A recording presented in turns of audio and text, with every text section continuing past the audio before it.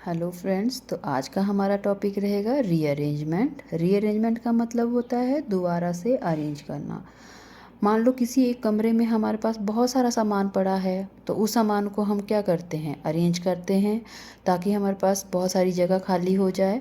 पर उस जगह को खाली करते हुए, उस अरेंजमेंट को करते हुए, ना ही हम किसी सामान को बाहर फेंकेंगे और ना ही किसी नया सामान उसमें ऐड करेंगे। तो सिमिलरली केमिस्ट्री की टर्म में हम देखते हैं तो एक रीअरेंजमेंट जो होता है वो एक केमिकल प्रोसेस है जिसमें कि सिग्मा बॉन्ड या फिर पाई बॉन्ड टूटता है या फिर बनता है। कब?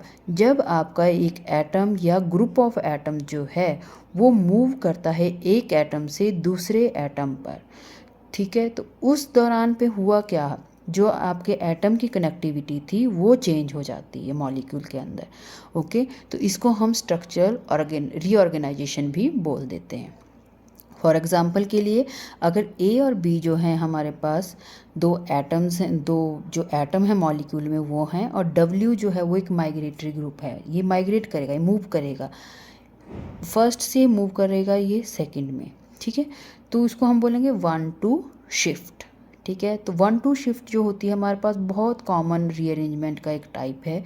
हालांकि हमारे पास दूसरी भी शिफ्ट्स हैं, जैसे कि 1-3 है, 1-5 है, 1-4 है, और भी हैं। डिपेंड करता है कि कौन से नंबर वाले कार्बन से या एटम से आपका माइग्रेटरी ग्रुप मूव किया है और कौन से पे जाके वो लगा है। ठीक है, यहाँ पे जो डब्ल्यू होता है, डब्ल्यू होता है आपका माइग्रेटरी ग्रुप। ओके, जिस एटम पे माइग्रेटरी ग्रुप लगा होता है उसको हम बोलते हैं माइग्रेशन ओरिजिन, और जिस पे ये मूव करके जाता है उसको हम बोलते हैं माइग्रेशन टर्मिनस। अब जो आपके ये ए और बी, माइग्रेशन ओरिजिन और माइग्रेशन टर्मिनेशन हैं, ये क्या क्या हो सकते हैं आपके, कार्बन, नाइट्रोजन या ऑक्सीजन हो सकते हैं। ठीक है, रीअरेंजमेंट जो होती है वो दो तरीके से हम डिवाइड कर सकते हैं, एक इंट्रामॉलिक्यूलर और एक intermolecular. Intramolecular means single molecule, या हम सब जानते हैं। ठीक है, तो यहाँ पे होगा क्या, जैसे कि हमारे पास ये एग्जांपल के लिए हम ए बी, और उसके ऊपर ए के ऊपर है आपका डब्ल्यू लगा हुआ है। तो डब्ल्यू जो है वो ए और बी के साथ साइमल्टेनियसली अटैच रहता है ट्रांजिशन स्टेट में। ये डिटैच नहीं होता है ए से, बिल्कुल भी नहीं। तो ये सिंगल मॉलिक्यूल हुआ या सिंगल ट्रांजिशन स्टेट हुई। तो जब उस ट्रांजिशन स्टेट के बाद ये ए और डब्ल्यू का बॉन्ड टूट जाता है और बी और डब्ल्यू का बॉन्ड जो है वो फॉर्म हो जाता है। तो सिंगल स्टेप में ही ये रिएक्शन जो है आपकी हो जाती है। तो इसको हम बोलते हैं इंट्रामॉलिक्यूलर। जबकि इंटरमॉलिक्यूलर जो है, इसमें माइग्रेटरी ग्रुप जो है वो कम्प्लीटली डिटैच हो जाता है, लाइक दिस। ओके, ए से कम्प्लीटली डिटैच हो गया, फिर उसके बाद सेकंड स्टेप में जो है माइग्रेटरी ग्रुप आपका बी से जाके लगेगा। तो ये भी 1-2 टाइप की ही आपकी माइग्रेशन होती है। ठीक है, अब जो आपका माइग्रेटरी ग्रुप है ये आपका 3 तरह का हो सकता है, न्यूक्लियोफिलिक, इलेक्ट्रोफिलिक और फ्री रेडिकल। कैसे? जब माइग्रेटरी ग्रुप जो है वो माइग्रेट करता है विद इलेक्ट्रॉन पेयर्स तो उसको हम बोलेंगे न्यूक्लियोफिलिक। जब जाता है वो विदाउट इलेक्ट्रॉन पेयर तो उसको बोलेंगे इलेक्ट्रोफिलिक। जब जाता है वो एक इलेक्ट्रॉन के साथ तो उसको बोलेंगे हम फ्री रेडिकल।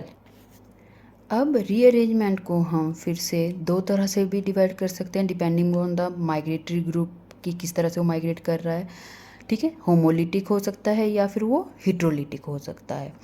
तो जो होमोलिटिक होता है उसको हम फ्री रेडिकल बोलते हैं, और जो हिट्रोलिटिक होते हैं उसको हम न्यूक्लियोफिलिक या इलेक्ट्रोफिलिक टाइप की रीअरेंजमेंट बोलते हैं।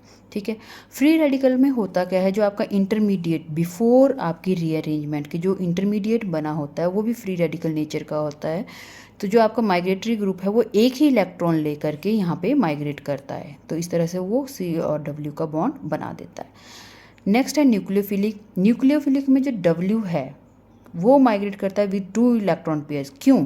क्योंकि इसमें जो इंटरमीडिएट है वो आपका होता है कार्बोकैटायन, इसके पास तो कोई इलेक्ट्रॉन है नहीं, तो डब्ल्यू अपने दोनों इलेक्ट्रॉन लेकर के यहाँ पे माइग्रेट करता है। ठीक है, नेक्स्ट जो है आपका इलेक्ट्रोफिलिक। इलेक्ट्रोफिलिक में जो आपका इंटरमीडिएट है दैट इज कार्बन एनायन।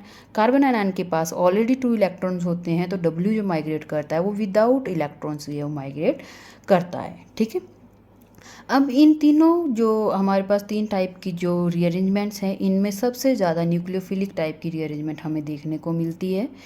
क्यों? क्योंकि इसका जो एक्सप्लेनेशन है वो हम दे सकते हैं on the basis of the energy profile diagram. कैसे? देखो हमने यहाँ पे एनर्जी ली है ट्रांजिशन स्टेट की, और यहाँ पे हमने फ्री रेडिकल, न्यूक्लियोफाइल और इलेक्ट्रोफाइल्स लिए हैं। तो अब हम देखेंगे कि जो हमारे पास इंटरमीडिएट्स हैं उनके इलेक्ट्रॉन्स के नंबर क्या क्या थे। देखो फ्री रेडिकल में 3 इलेक्ट्रॉन्स हैं, 2 इलेक्ट्रॉन्स ये हैं और एक ये है, 3 इलेक्ट्रॉन्स। इस वाले में कितने इलेक्ट्रॉन्स हैं? ओनली 2, क्योंकि यहाँ पे तो है नहीं कोई इलेक्ट्रॉन। और यहाँ पे इलेक्ट्रोफिलिक में कितने हैं? 2 ये हैं और 2 ये हैं, तो कितने हो गए टोटल? 4 इलेक्ट्रॉन्स। ठीक है, अब हमारे पास जो हम इलेक्ट्रॉन्स होते हैं वो बॉन्डिंग, एंटी बॉन्डिंग और नॉन बॉन्डिंग ऑर्बिटल्स में डिवाइड होते हैं। ठीक है, तो फ्री रेडिकल में 3 इलेक्ट्रॉन है, तो जिसमें से कि 2 आपके बॉन्डिंग में है, एक आपका एंटी बॉन्डिंग में है। न्यूक्लियोफिलिक में आपके पास ओनली 2 इलेक्ट्रॉन्स हैं, तो जो कि आपके बॉन्डिंग में ही रहते हैं। आपके इलेक्ट्रोफिलिक में 4 इलेक्ट्रॉन है, तो यहाँ पे 2 इलेक्ट्रॉन जो बॉन्डिंग मॉलिक्यूलर ऑर्बिटल में है और 2 जो है वो एंटी बॉन्डिंग मॉलिक्यूलर ऑर्बिटल्स में होते हैं। तो एनर्जी जो होती है ट्रांजिशन स्टेट की वो डिपेंड करती है नंबर ऑफ इलेक्ट्रॉन्स कितने हैं एंटी बॉन्डिंग मॉलिक्यूलर ऑर्बिटल में। ठीक है, जिसके पास जितने ज़्यादा इलेक्ट्रॉन होंगे उसकी एनर्जी उतनी ही ज़्यादा होगी। तो सबसे ज़्यादा किसके पास है? इलेक्ट्रोफिलिक वाले के पास, तो इलेक्ट्रोफाइल आ गया। फिर किसके पास है? फ्री रेडिकल के पास। फिर किसके पास है? न्यूक्लियोफाइल के पास। और हमें ये भी पता है कि जिसकी ज़्यादा एनर्जी होती है उसकी उतनी ही कम क्या होती है? स्टेबिलिटी होती है, क्योंकि ये दोनों आपस में क्या होते हैं?